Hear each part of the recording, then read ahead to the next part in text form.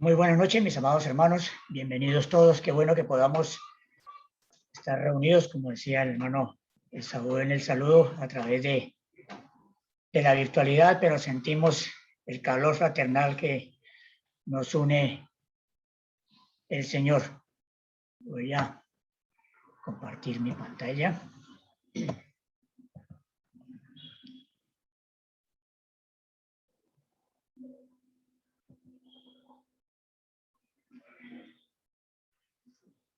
Bien, hermanos, para empezar, vamos a comendar este tiempo en las manos del Señor. Nuestro Dios y Padre, concédenos que al abrir tu palabra y meditar en ella, seamos edificados, reavivados. Asístenos, oh Señor, con tu Santo Espíritu. Abre nuestro corazón y nuestra mente para que podamos entender lo que quieres enseñarnos, lo que quieres hablarnos a cada uno en esta tarde. Te lo pedimos en el nombre precioso de tu Hijo, el Señor Jesucristo. Amén. Bien, hermanos, vamos entonces a continuar con nuestro estudio del libro de los Hechos. Hoy llegamos al capítulo 4, que tiene 37 versículos. Es un poquito largo, pero bueno, con la ayuda del Señor vamos avanzando. En este capítulo 4 encontramos la primera persecución de la iglesia, pero más que la primera persecución de la iglesia, encontramos la manifestación del poder del Espíritu Santo, el cual se movió de manera maravillosa a través de este tiempo de persecución, de este momento difícil de los discípulos, sobre todo de Pedro y Juan, que estaban allí en el pórtico del templo, después de la curación de este cojo que estaba allí en la entrada del templo, y de lo cual se formó como un conflicto a raíz de eso. También en este capítulo 4 se revela el resultado del segundo sermón de Pedro. Dice que 5,000 hombres fueron salvados, eso sin tener en cuenta las mujeres y los niños que también quizá aceptaron al Señor en ese momento. Y además se ve la reacción de los líderes, en este caso los saduceos, que provocados por el sermón de Pedro, al proclamar la resurrección del Señor Jesucristo, eso lo vimos la semana pasada en el capítulo 3, el versículo 15, cuando el Señor estaba hablando de lo que los líderes religiosos habían hecho con el Señor, que le entregaron, que le mataron, pero que Dios le resucitó de entre los muertos. Esto le molestó mucho a los saduceos e hicieron arrestar a los apóstoles a la espera de un juicio ante el Sanedrín. Esto como a manera de introducción. Entonces vamos a mirar los primeros 2 versículos. La primera persecución de la iglesia. Dice la palabra del Señor en el libro de los Hechos, capítulo 4, versículos 1 y 2. Hablando ellos al pueblo, Pedro y Juan estaban allí en el pórtico del templo, vinieron sobre ellos los sacerdotes con el jefe de la guardia del templo y los saduceos, resentidos de que enseñasen al pueblo y anunciasen en Jesús la resurrección de entre los muertos. Hay algo importante que resaltar aquí, queridos hermanos, y es la manera en que los líderes religiosos siguen oprimiendo, siguen atacando la obra del Señor. Recordemos quiénes fueron los que lograron que el Señor Jesucristo fuese arrestado y posteriormente llevado hasta la cruz del Calvario. Fueron las autoridades religiosas y especialmente en ese momento los fariseos. Ellos fueron los enemigos del Señor cuando Él estuvo aquí en la tierra.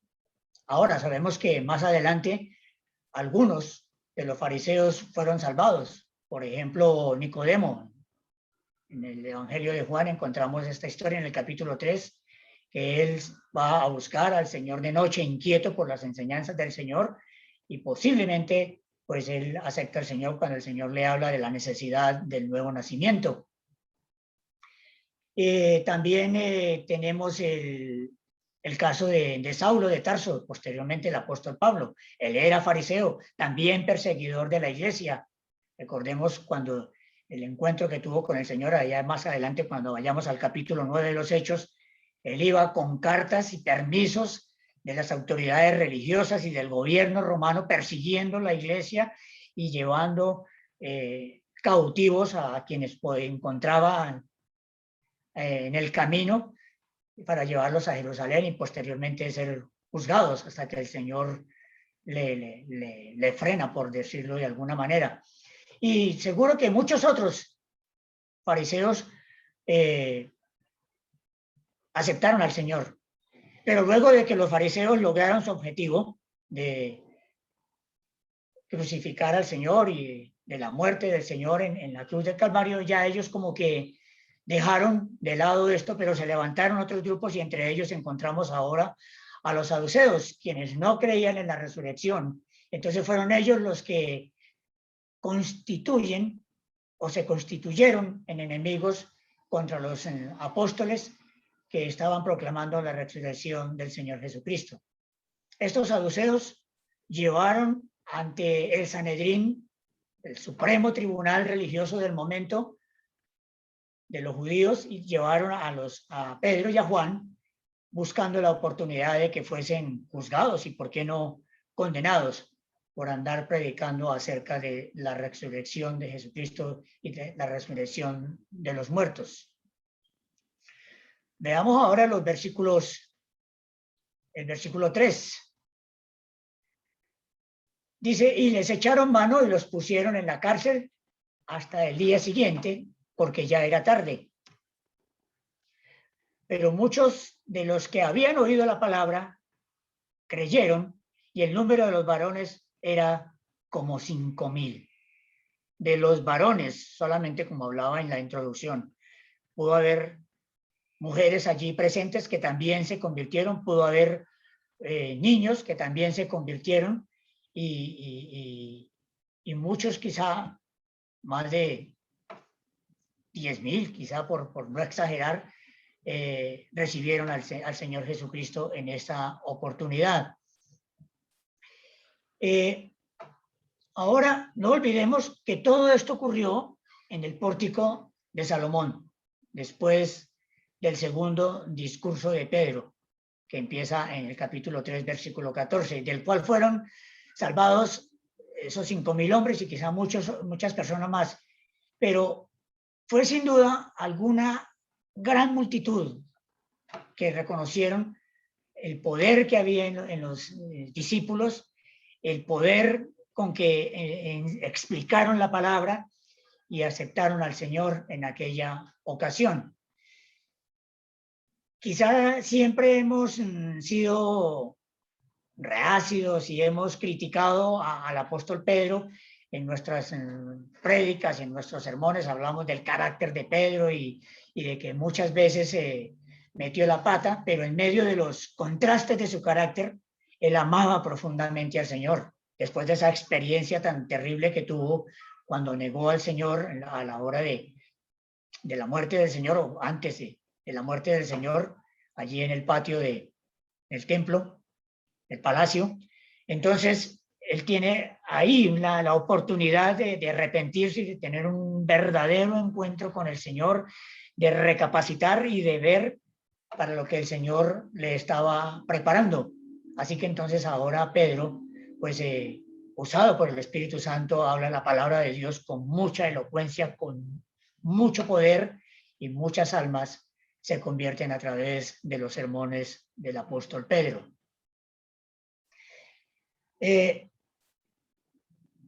Miremos ahora, hermanos, lo que encontramos en los siguientes versículos, versículos 5 y 6. Dice, aconteció al día siguiente, vimos que cuando les apresaron ya era tarde y dejaron el caso para el siguiente día, y aconteció que al día siguiente que se reunieron en Jerusalén los gobernantes, los ancianos y los escribas. Versículo 6, y el sumo sacerdote Anás y Caifás y Juan y Alejandro y todos los que eran de la familia de los sumos sacerdotes. Ya habíamos visto antes a este famoso grupo, ¿cierto? ¿Cuándo? Cuando condenaron al Señor. Y ahora también estaban allí con toda su astucia, con toda esa maquinación y toda esa maldad en su corazón. Anás, quien había sido sumo sacerdote entre los años 6 y 15 después de Cristo. Y ahora su yerno, Caifás, era el sumo sacerdote en la época en que estaba sucediendo estas cosas, que ocupó el cargo como sumo sacerdote entre el año 18 y 36 después de Cristo. Dos hombres que condenaron a muerte al Señor. Y Juan, hijo de Anás, tendría ese puesto más adelante, entre los años 36 y 37, un periodo muy corto después de Cristo. Esta era toda una dinastía perversa, un corazón malvado. Andaban pendientes de todo lo que encerraba el cristianismo, de todo lo que tenía que ver con Jesucristo y con la obra posterior a la muerte y resurrección del Señor. Y era una familia de muy malos sentimientos, de un corazón muy malo, muy perverso. Y este cargo de sumo sacerdote fue de familia, de cada miembro de la familia, año tras año, y lo mantuvieron por mucho tiempo. Y note que Anás, a pesar de que ya no estaba ejerciendo como sumo sacerdote, parece que ese nombre lo recibía en la perpetuidad. A pesar de no estar ejerciendo, en ese momento estaba Caifás, pero dice que el sumo sacerdote Anás estaba allí, y Caifás y Juan estaban ya allí estos maquinando cómo tratar de estropear la obra del Señor, y llevaron a Pedro y a Juan ante el Sanedrín para que los condenasen por lo que estaban haciendo, predicando el Evangelio. Dice, y poniéndoles en medio, les preguntaron, ¿con qué potestad o en qué nombre habéis hecho vosotros esto? Les estaban interrogando en cuanto al milagro que había sucedido el día anterior, la curación del cojo que estaba a la puerta del templo. ¿En qué potestad o con qué poder? ¿Y en qué nombre? Ellos sabían en qué nombre lo habían hecho los discípulos. Recuerde que Pedro le dijo al cojo, no tengo ni oro ni plata, pero de lo que tengo te doy en el nombre de Jesucristo de Nazaret. Y el hombre fue sano, se levantó y quedó completamente restaurado físicamente. Un hombre que llevaba 40 años, todo el mundo le conocía que era un hombre lisiado de por vida. No fue un truco, no fue algo preparado como desgraciadamente ha ocurrido en la iglesia actual. En el siglo pasado, que hubo un avivamiento por los milagros en todo el mundo y sobre todo en América Latina, con líderes que se escucharon de renombre, llenando estadios, llenando coliseos en diferentes países, y que calzaban muelas y que hacían caminar los cojos y sanaban enfermos, etcétera. Y muchas de estas cosas fueron montajes hechos con el fin de atraer a la gente. Como dicen los comerciantes, ese era el gancho para atraer gente, para atraer público y ganar almas en el momento de efervescencia, en un momento de emoción, pero no eran quizá muchos, la mayoría de todos estos que manifestaban creer en el Señor no lo hacían de corazón, sino por el espectáculo quizás que se montaba en estas presentaciones, en estos acontecimientos, en los estadios, en los sitios que llenaban estos predicadores. Entonces, vemos que Pedro y Juan fueron traídos ante el Sanedrín. Y esto ocurrió después de que el cojo había sido sanado y Pedro había predicado su segundo sermón. Recuerde que el primer sermón de Pedro fue cuando recibieron el bautismo del Espíritu Santo el día de Pentecostés. Y los del Sanedrín quisieron entonces saber con qué poder o con qué autoridad y en qué nombre hacían estas cosas, estos milagros. Y veamos la respuesta de Pedro aquí en los versículos 8 al 12. Veamos primero el versículo 8. Dice, entonces Pedro, lleno del Espíritu Santo, les dijo, gobernantes del pueblo y ancianos de Israel, lleno del Espíritu Santo. Fíjense que aquí Pedro estaba lleno del Espíritu Santo y no dice que fue bautizado en el Espíritu Santo, ni nadie le impuso las manos, ni nadie le hizo una ceremonia especial para que Pedro fuese lleno en ese momento del Espíritu Santo. No.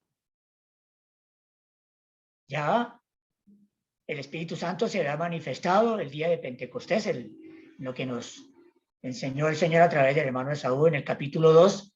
Y ahora entonces, cada vez que Pedro y los discípulos disponían su corazón para servir al Señor, eran llenos del Espíritu Santo y hablaban la palabra en el poder del Espíritu Santo. Hermanos, esto es algo que cada uno de nosotros como creyentes debemos anhelar cada día, cada momento. Ser llenos del Espíritu Santo, pedirle a Dios que nos llene de su Santo Espíritu.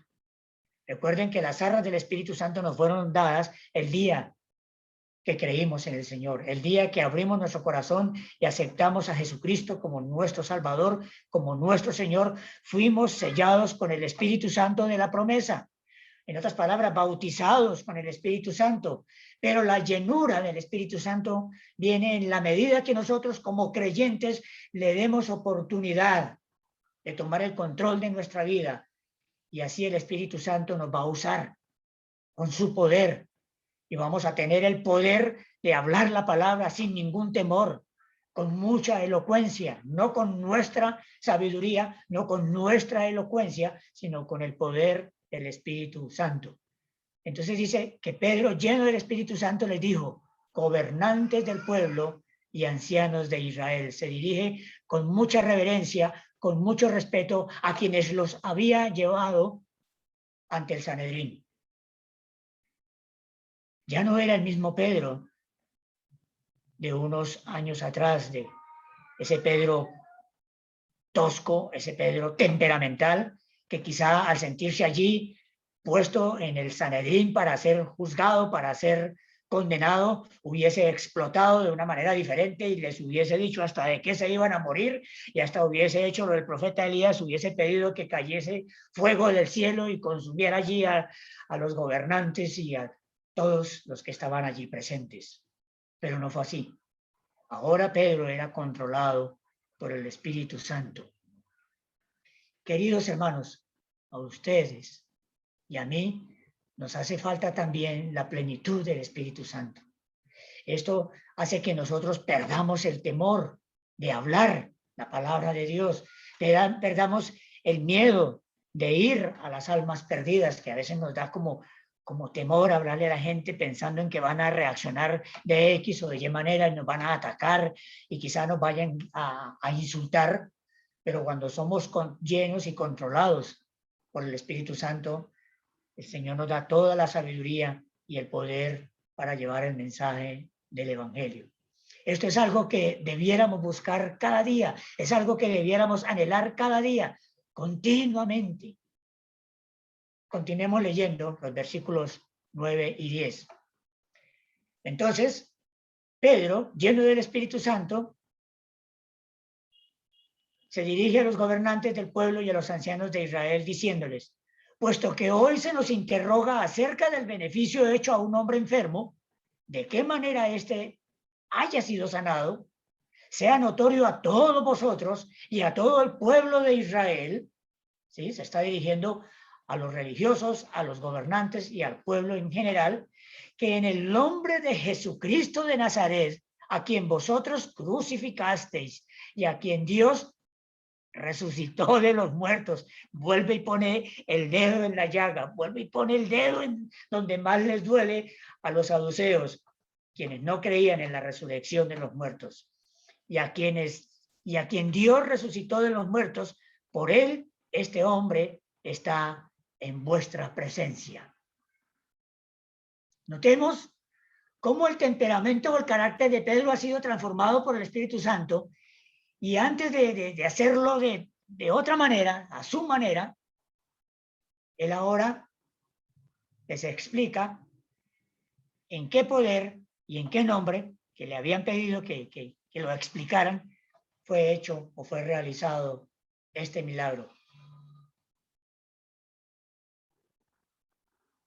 Hermanos, definitivamente no podemos poner en duda en que Dios moldea nuestro carácter, en que Dios puede tomar el absoluto control de nuestra vida. El problema está en cuando nosotros no le permitimos al Señor tomar total control de nuestra vida. Guardamos ciertas áreas de nuestra vida para nosotros, quizá nuestro temperamento. Y hay momentos en que no lo controlamos, que se sale de control y entonces explotamos, actuamos de una manera que no es la adecuada de un creyente y en nombre del Señor es vituperado, es menospreciado y somos señalados. Y entonces cuando queremos presentar la palabra, queremos dar testimonio, pues quizá vamos a recibir rechazo porque definitivamente no somos muy convincentes cuando dejamos que nuestro carácter controle el resto de nuestra vida, el resto de nuestro ser. Pero cuando damos el control al Señor, como lo hizo el apóstol Pedro, era lleno del Espíritu Santo y podía hablar con elocuencia, con sabiduría y con autoridad. Qué importante es tener autoridad en lo que decimos, que no podamos sentirnos avergonzados, sino que podamos sentirnos respaldados cuando hablamos del Señor.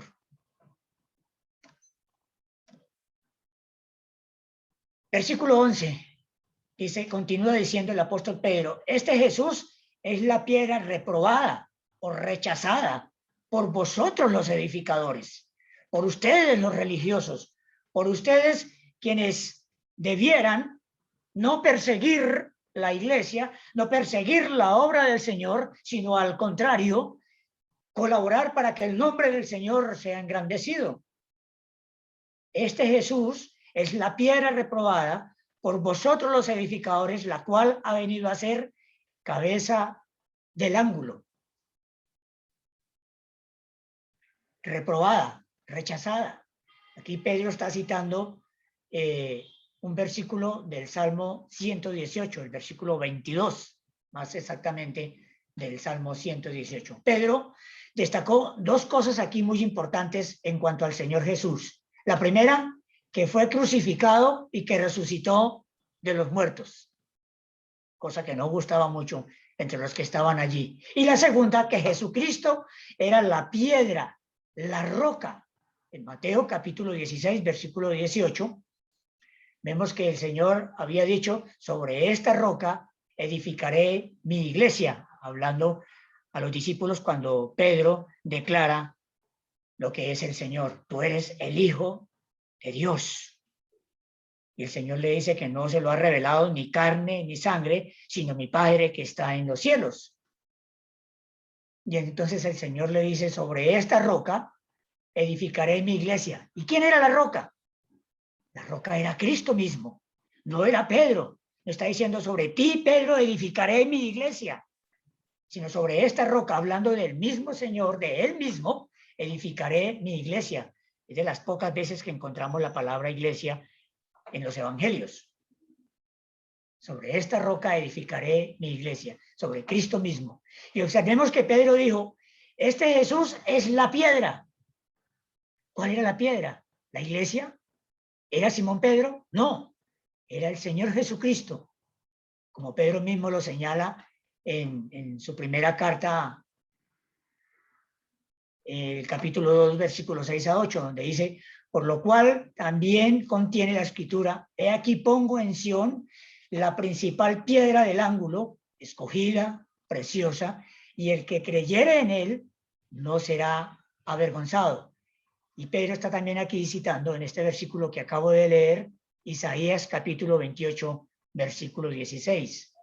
Notemos que Pedro tenía conocimiento de todas estas citas del Antiguo Testamento, los Salmos, de Isaías, y continúa Pedro diciendo en su primera carta, en el capítulo 2, el versículo 7, para vosotros, pues, los que creéis, él es precioso, el Señor Jesucristo, la piedra que fue reprobada, que fue rechazada. Pero para los que no creen, la piedra que los edificadores desecharon ha venido a ser cabeza del ángulo, el versículo 8, y piedra de tropiezo y roca que hace caer, porque tropiezan en la palabra siendo desobedientes, a lo cual también fueron destinados. Entonces notemos que Pedro vuelve aquí, como lo hizo en su primer sermón, y les señala, les pone el dedo en la llaga de lo que hicieron con el Señor Jesucristo, de que lo rechazaron, de que lo persiguieron, de que lo llevaron ante las autoridades religiosas, ante los romanos también, y lo cogieron como, con todo respeto lo digo al Señor, como una pelota de un lado para otro. Lo mandaba a Caifás, lo llevaban donde Anás, lo llevaron donde Pilato, lo llevaron donde Herodes, hasta que lograron su objetivo los fariseos, condenar al Señor a muerte. Y ahora él vuelve y les recalca esto, como decimos coloquialmente, les restrega la verdad en la cara, pero con toda autoridad, con todo respeto.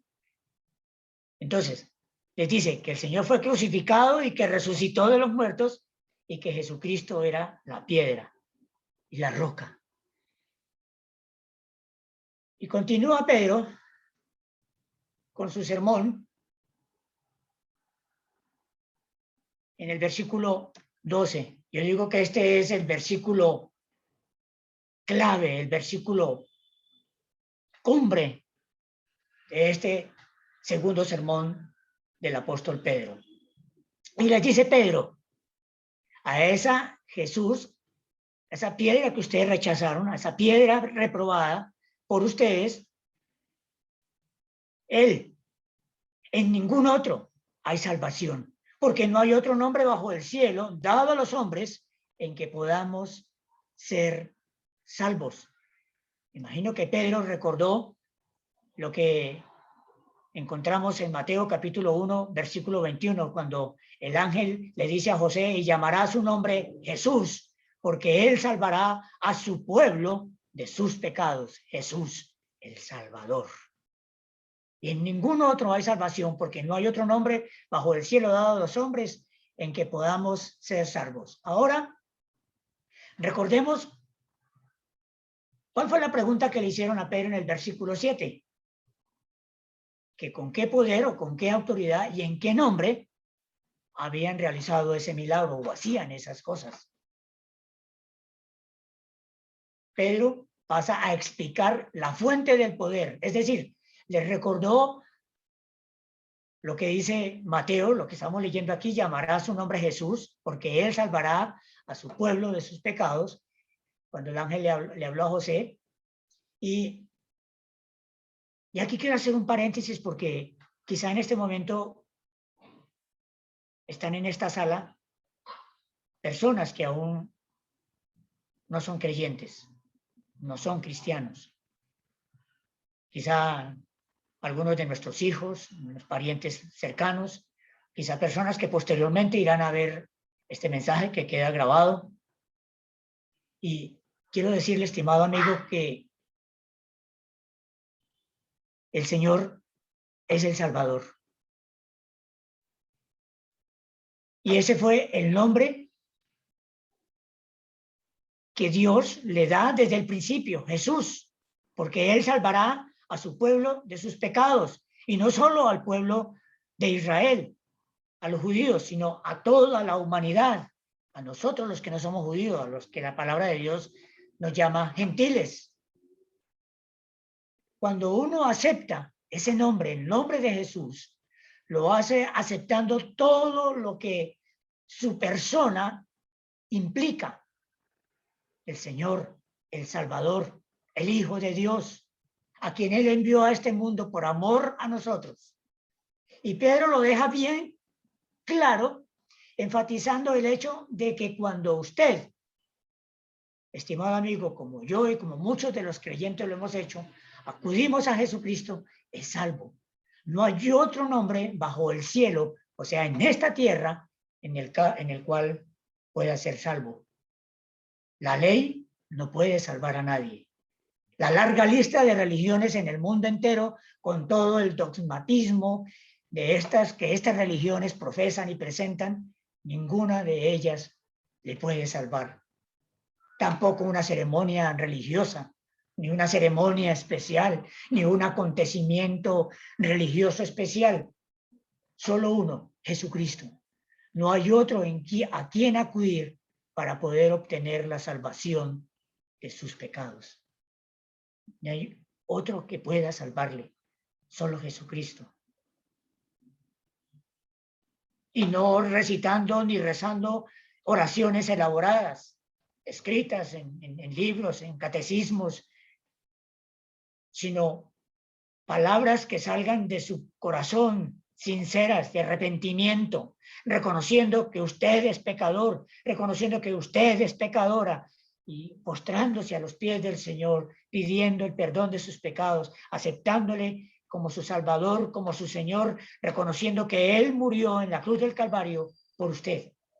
De esa manera tan sencilla, usted recibe el perdón de sus pecados y la salvación eterna.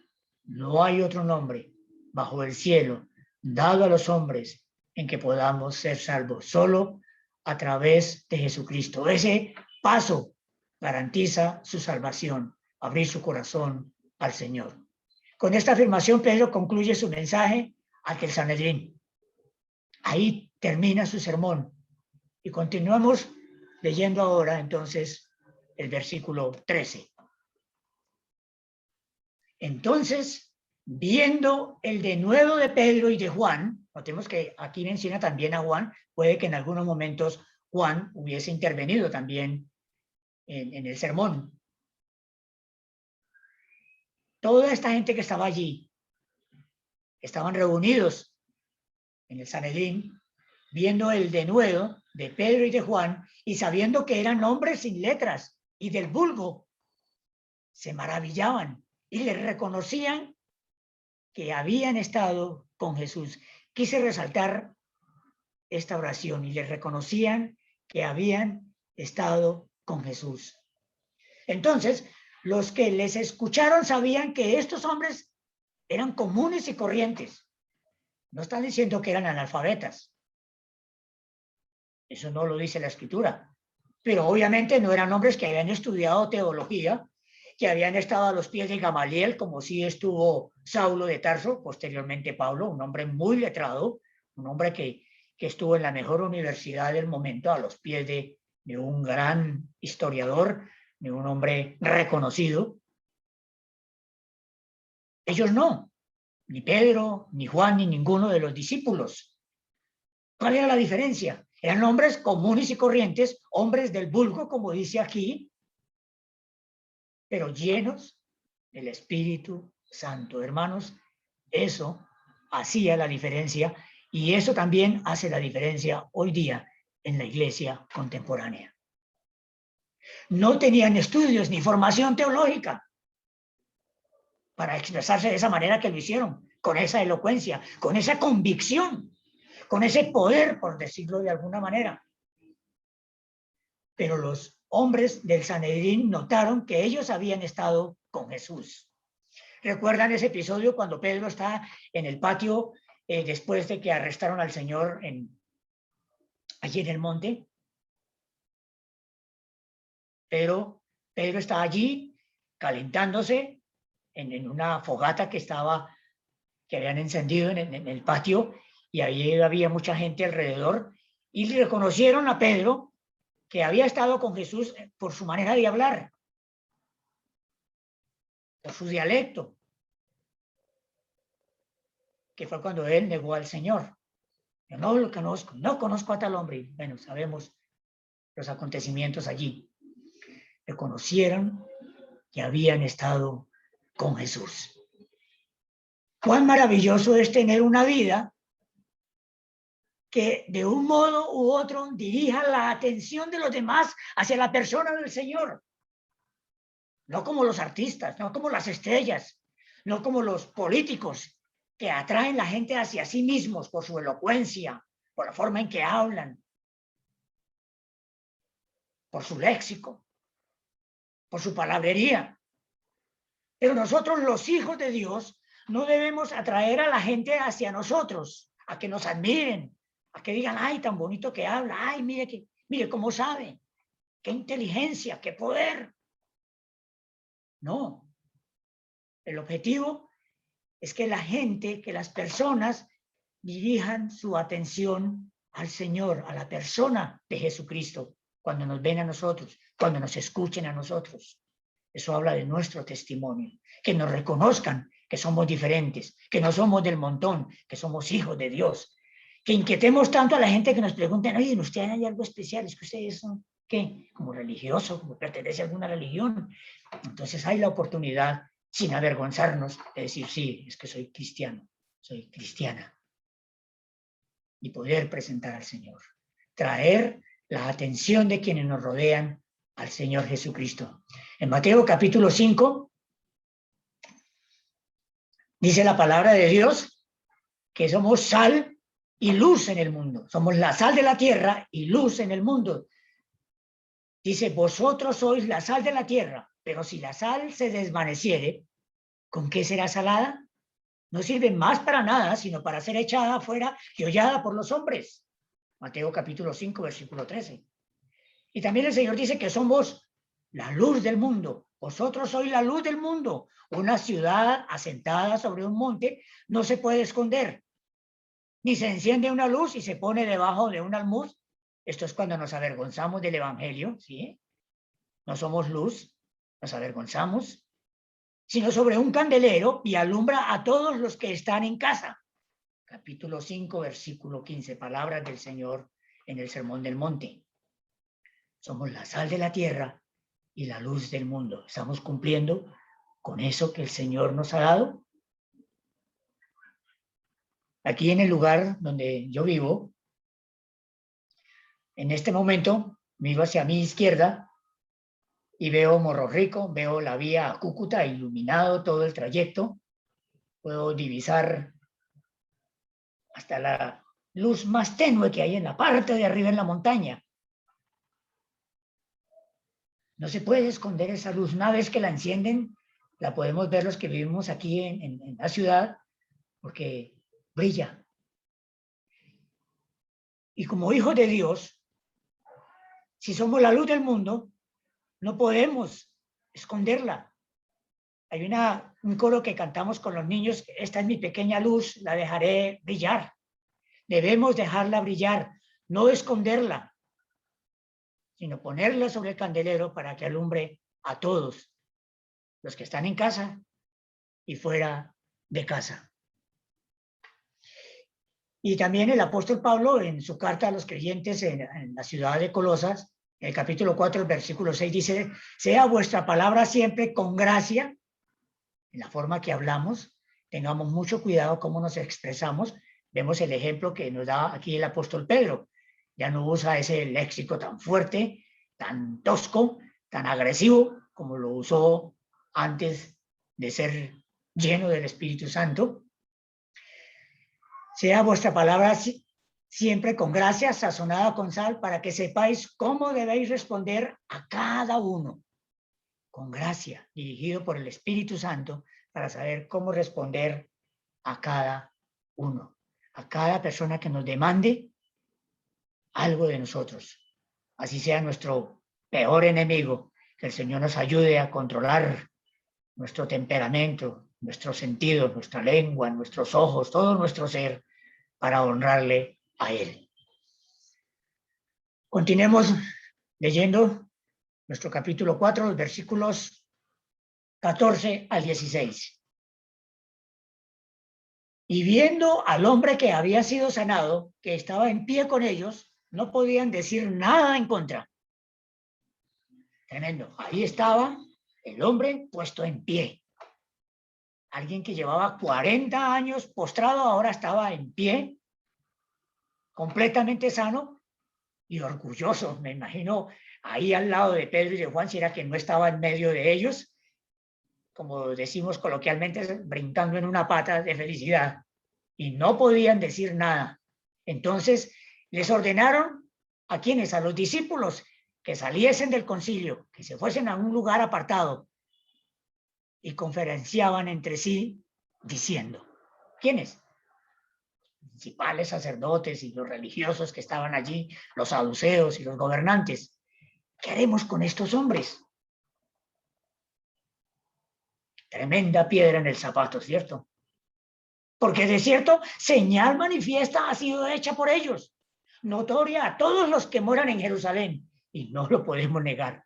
Es evidente que esto ha sucedido, y ya nos han explicado que ha sido un milagro en el nombre de Jesús, y no lo podemos negar. Si lo niegan, pues se habían echado de enemigo a todo el pueblo.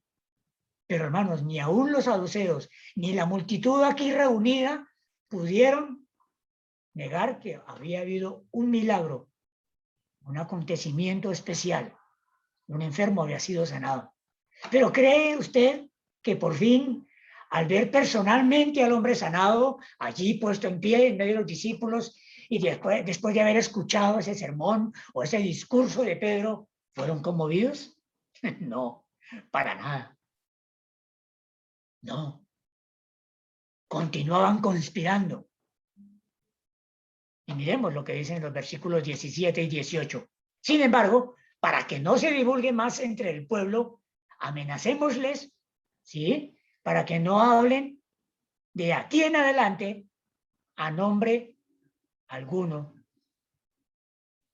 a hombre alguno de este nombre. Vamos a amenazarlos, vamos a amedrentarlos y seguro que van a llenarse de miedo y van a salir corriendo y se van a esconder porque tienen la experiencia de lo que pasó con el maestro de ellos, con Jesús, llamado el Cristo. Van a salir corriendo, van a huir. Eso era lo que maquinaban, eso era lo que ellos pensaban. Entonces les llamaron nuevamente, les pusieron frente a ellos y les intimaron que en ninguna manera hablasen ni enseñasen. ¿En quién? En el nombre de Jesús. Hagan cualquier otra cosa, hagan lo que quieran, pero no vuelvan a hablar, no vuelvan a enseñar, no vuelvan a pronunciar ese nombre, el nombre de Jesús. Detestaban el nombre de Jesús. Ellos pensaron que iban a salir como perritos con el rabo entre las piernas, corriendo, asustados. Ahora los apóstoles tenían una respuesta para ellos. No se quedaron callados, no se asustaron. Recuerden, estaban llenos del Espíritu Santo. Miremos los versículos 19 al 22. Mas Pedro y Juan respondieron diciéndoles, juzgad si es justo delante de Dios obedecer a vosotros antes que a Dios. Qué pena, pero nosotros no podemos hacer eso. Es necesario obedecer a Dios antes que a los hombres. Y eso debe ser una bandera en nosotros los hijos de Dios, respetando las autoridades superiores, a nuestros gobernantes, a nuestros jefes en las empresas, a nuestros profesores en el colegio, en la universidad, respetando a nuestras autoridades, pero cuando el nombre del Señor sea vituperado, cuando el nombre del Señor sea cogido como burla, cuando el nombre del Señor sea deshonrado, tenemos que actuar celosamente, queridos hermanos. No podemos permitir que el nombre del Señor sea burlado, sea deshonrado, porque somos sus hijos y no debemos avergonzarnos, porque el Señor dice que si nos avergonzamos de Él aquí en la tierra, Él se avergonzará de nosotros allá en el cielo. Y continúan los discípulos diciendo, porque no podemos dejar de decir lo que hemos visto y oído. Todo lo que vieron durante el ministerio con el Señor, durante los 3 años o 3 años y medio que anduvieron con el Señor. Eso los hizo discípulos, eso los hizo apóstoles, el haber andado con el Señor, el haber caminado con el Señor, el haber visto al Señor resucitado de entre los muertos. El versículo 21, ellos entonces les amenazaron y les soltaron, no hallando ningún modo de castigarles por causa del pueblo, porque todos glorificaban a Dios por lo que se había hecho. No encontraron nada, por lo cual condenarles. No encontraron nada por lo cual dejarles en la cárcel. Además, el pueblo estaba a favor de los discípulos. Se había convertido mucha gente, quizá unas 10.000 personas. Notemos que dice que 5.000 hombres. Y hay que pensar en las mujeres. Versículo 22. Ya que el hombre en quien se había hecho este milagro de sanidad tenía más de 40 años. No había, como dije hace un momento, ningún truco, ningún montaje. Era un hombre muy conocido, puesto que estaba allí en la entrada del templo todos los días mendigando.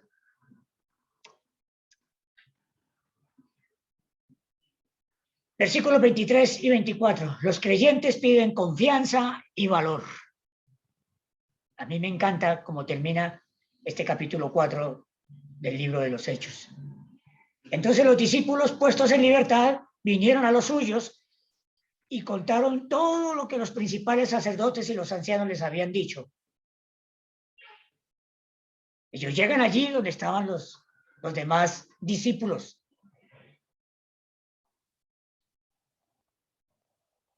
Y imaginemos los hermanos y hermanas por un momento esta escena. Salen los dos discípulos de allí del Sanedrín, quizás gozosos por haber padecido por la causa del Señor. Notemos que creo que es aquí mismo en el libro de los Hechos más adelante, que los discípulos son azotados y encarcelados y ellos se sienten dichosos por ser dignos de sufrir por la causa del Señor. Entonces ellos regresan a donde estaban los discípulos, donde estaba la iglesia, y entonces imaginémonos esa escena. Pedro y Juan fueron puestos en libertad y se reunieron con los demás creyentes y les contaron sobre todo lo que sucedió allí en el Sanedrín y todo lo que pasó en contra del milagro y de la predicación del evangelio. ¿Y ustedes qué creen que estarían haciendo los creyentes de entonces mientras Pedro y Juan estaban en semejante situación? ¿Temerosos? ¿Pagando escondederos a peso? ¿Refugiados por allá quién sabe dónde, temiendo que también fuesen encarcelados? Hermanos, no. Yo creo que no. Miremos por qué no. Dice, y ellos, habiéndolos oído, alzaron unánimes la voz a Dios y dijeron: soberano Señor, tú eres el Dios que hiciste el cielo y la tierra, el mar y todo lo que en ellos hay. Aleluya, gloria a Dios. Perseverando unánimes en oración.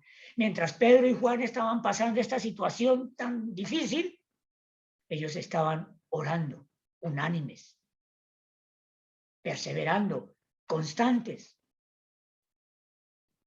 unánimes en un mismo parecer, en un mismo sentir, todos de acuerdo, haciendo una misma cosa, juntos en esta actitud tan bonita. Y esta actitud en la iglesia primitiva era relevante, de reunirse en todos, de estar juntos y de orar y de tener todas las cosas en común, como vamos a ver más adelante y también como vimos en el capítulo 2. Hermanos, observemos aquí el nivel y la condición espiritual de la iglesia primitiva en formación. Un ejemplo a seguir en nuestro tiempo. Y da tristeza, hermanos, que cuando nos reuníamos presencialmente, y quizá ahora que volvamos a hacerlo con la ayuda del Señor más adelante, quizá una de las reuniones más pobres en la iglesia es la reunión de oración. Reuniones de oración donde quizá van 2 o 3 hermanas o 4 hermanas y un solo hermano. Y si no va un hermano, las hermanas optan por orar para no perder el viaje a la capilla. Qué tristeza que sea una de las reuniones menos respaldadas por los creyentes. Pero aquí vemos un ejemplo grande, perseverando unánimes en oración. Y cuando supieron del milagro que Dios hizo de que Pedro y Juan quedaran en libertad, alzaron unánimes la voz a Dios y dijeron: soberano Señor, tú eres el Dios que hiciste el cielo y la tierra y el mar y todo lo que en ellos hay. Alabaron el nombre del Señor por lo que había acontecido. Continuemos leyendo los versículos 25 al 28. la oración de la iglesia en aquel momento. Que por boca de David tu siervo dijiste, ¿por qué se amontinan las gentes y los pueblos piensan cosas vanas? Se reunieron los reyes de la tierra y los príncipes se juntaron en uno contra el Señor y contra su Cristo, porque verdaderamente se unieron en esta ciudad contra tu santo Hijo Jesús, a quien ungiste, Herodes y Poncio Pilato con los gentiles y el pueblo de Israel, para hacer cuanto tu mano y tu consejo habían antes determinado que sucediera. Están citando porciones del Antiguo Testamento, del Salmo 22 y de otras porciones mesiánicas del Antiguo Testamento. Y en el versículo 28 concluyen diciendo en su oración que todo eso pues estaba escrito, estaba determinado que sucediera por Dios el Padre. Por eso es que el Señor, cuando se acercaba la hora de su muerte, decía, para que toda la escritura se cumpliese, y voy a ir a Jerusalén, y voy a ser castigado, y voy a ser condenado, y voy a ser muerto, para que la escritura se cumpliese, todo conforme a lo preestablecido, a lo predestinado por Dios el Padre. Y continúa la oración, y ahora, Señor, mira sus amenazas. Señor, mire la situación que estamos nosotros ahora. Y concede a tus siervos que con todo de nuevo hablen tu palabra. Oye, hermanos, yo no sé nosotros cómo reaccionaríamos frente a esta situación. Los siervos del Señor piden de nuevo, o valor para hablar la palabra y dar testimonio antes que obedecer la orden del Sanedrín. Señor, mire sus amenazas. Mire todo lo que se proponen hacernos. Pero concédenos, danos el privilegio, Señor, que con todo denuedo, con todo valor, hablemos tu palabra, demos testimonio. Mientras extiendes tu mano para que se hagan sanidades y señales y prodigios mediante el nombre de tu santo Hijo Jesús. Todos los milagros y todas las señales que suceden en adelante, que vamos a mirar en diferentes capítulos del libro de Hechos, que Dios permitió para que la iglesia fuese levantada y para que el nombre del Señor fuese exaltado. Hermanos, es interesante que los discípulos aquí no están pidiendo que ellos sean guardados. Señor, no permita que ellos nos vayan a hacer daño. Señor, no permita que seamos encarcelados y posteriormente ejecutados. No oraban, Señor, que estos gobernantes y religiosos se mueran, se desaparezcan, se enfermen. No. Ellos no pedían para que quienes los perseguían sufrieran un castigo divino, ni pedían que ellos fuesen guardados del peligro, del mal, de la persecución, sino pedían que fuesen llenos de valor para hacer señales y prodigios, para que el nombre del Señor fuera exaltado. Versículo 31, cuando hubieron orado, cuando terminaron de orar, el lugar en que estaban congregados tembló. Yo me imagino literalmente temblando ese lugar, estremeciéndose en los muros de aquel lugar. Y todos fueron, ¿qué? Llenos del Espíritu Santo y hablaban con denuedo o con valor la palabra de Dios. Oh, hermanos, esto es algo maravilloso. Quizá nosotros nos asustamos y pedimos protección. Señor, guárdanos. Señor, protégenos. Señor, ocúltanos bajo tus alas. Refúgianos debajo tus alas. Pero ellos no. Pedían valor para seguir predicando la palabra y seguir mostrando el poder de Dios en todo su esplendor. Y Dios responde a la oración de los creyentes. Todos fueron llenos del Espíritu Santo y hablaban con denuedo la palabra de Dios. Versículo 32. Todas las cosas en común Y la multitud de los que habían creído era de un corazón y un alma, y ninguno decía ser suyo propio nada de lo que poseía, sino que tenían todas las cosas en común. En el capítulo 2, los versículos 44 al 45, el hermano Saúl también nos hablaba de esto, y que obviamente hoy día no es una práctica fácil de llevar a cabo en la iglesia. Pero esta fue una buena práctica entre los primeros creyentes. Estos reconocían que los bienes materiales que poseían no eran suyos, sino bendiciones de Dios, de las cuales querían disponer, las vendían como fuera, y lo que recogían, el dinero que recogían, lo llevaban, lo ponían a los pies de los discípulos y hacían participantes a todos los necesitados. Así que en la iglesia no habían pobres, no habían necesitados. Pero difícilmente hoy día en la iglesia actual se puede poner en práctica algo como esto. ¿Y debido a qué? Desgraciadamente tenemos que confesar lo que debido a la carnalidad. Se necesita un alto nivel espiritual para poder hacer esto. Alguien que se despoje de sus bienes y lo ponga a los pies del Señor, para la obra del Señor. Sí ha acontecido. Nuestros hermanos misioneros nos han dado testimonio de hermanos en el exterior que han dejado sus herencias a pesar de que tienen familiares, tienen hijos y familia, han dejado su herencia para la obra del Señor. Mueren y es todo lo que poseían lo dejan para servir al Señor. Pero difícilmente eso ocurre en la iglesia actual, porque somos muy carnales, muy materialistas, y pensamos que lo que tenemos es nuestro y nos aferramos a eso y difícilmente queremos despojarnos, pero pues Dios conoce nuestros corazones y en la medida en que cada uno el Señor dispone para bendecir. Versículo 33. Y con gran poder los apóstoles daban testimonio de la resurrección del Señor Jesús. Este es el clímax de la predicación del Evangelio en todo el libro de los Hechos, la resurrección del Señor Jesús.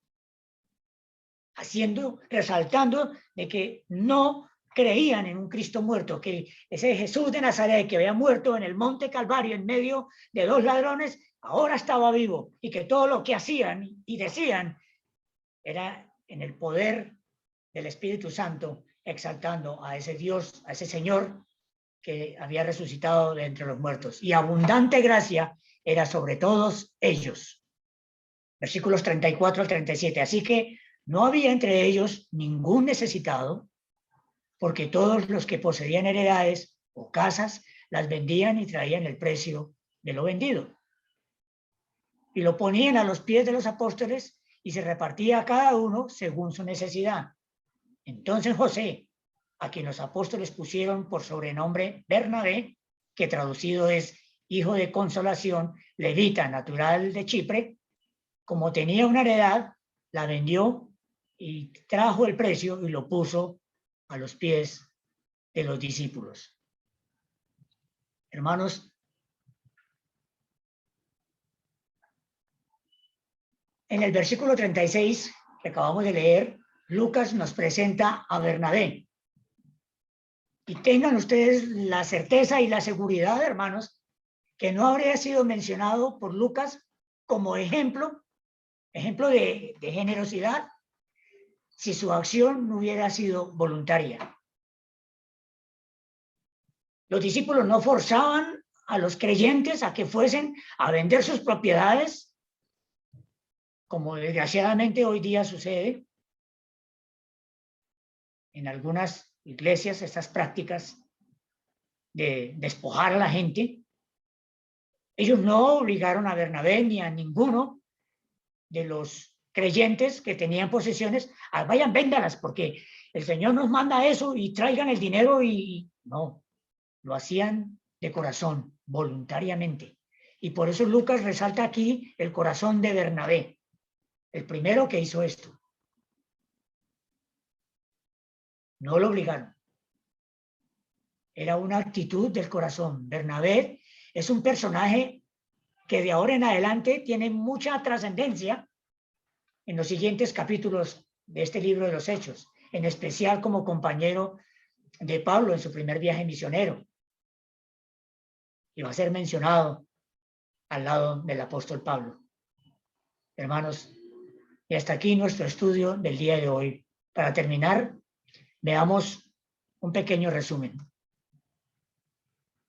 ¿Cómo eran estos siervos del Señor en la naciente iglesia cristiana, en la iglesia primitiva? En primer lugar, llenos del Espíritu Santo. En segundo lugar, valientes. No porque fueran superhombres, hombres comunes y corrientes, como ustedes y yo. En tercer lugar, obedientes, obedientes a la palabra de Dios. Desobedientes ante los que les perseguían, pero obedientes al Señor, con todo respeto. En cuarto lugar, unidos entre sí, unidos en oración, en un mismo sentir, en un mismo pensamiento, y tenían todas las cosas en común, aun las cosas materiales. En quinto lugar, dependientes del Señor, 100%. Por eso eran llenos del Espíritu Santo. Y en sexto lugar, compartiendo para sus necesidades. Amados hermanos, que el Señor nos ayude a ver estas verdades de la palabra de Dios y a ponerlas en práctica para la honra y la gloria del Señor Jesucristo. Oremos. Padre, te damos gracias por la buena palabra que nos has enseñado esta noche. Gracias por hablar a nuestros corazones. Gracias por darnos este tiempo tan maravilloso y ocuparnos en la meditación de tu palabra. Señor, tenemos que reconocer que la iglesia actual a la cual pertenecemos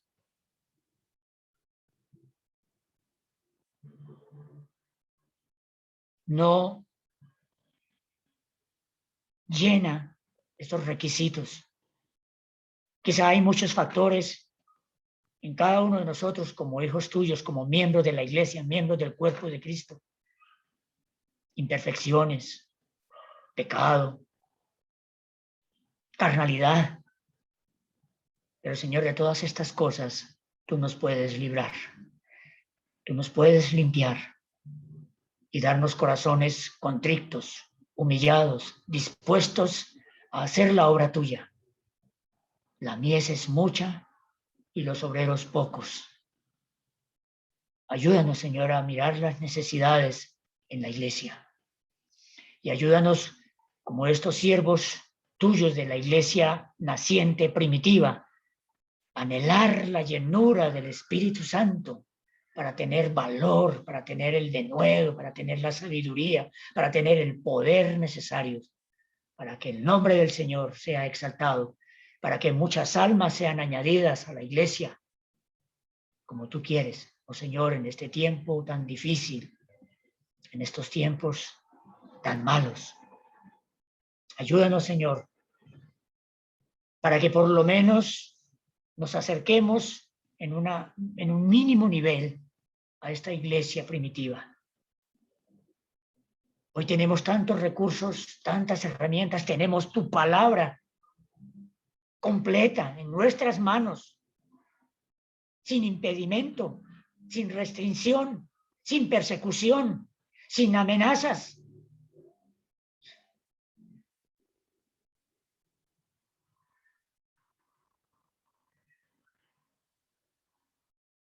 Para disponer de ella, Señor, y servir en la obra tuya. Gracias, Señor. Gracias por tu palabra. En el nombre del Señor Jesús. Amén.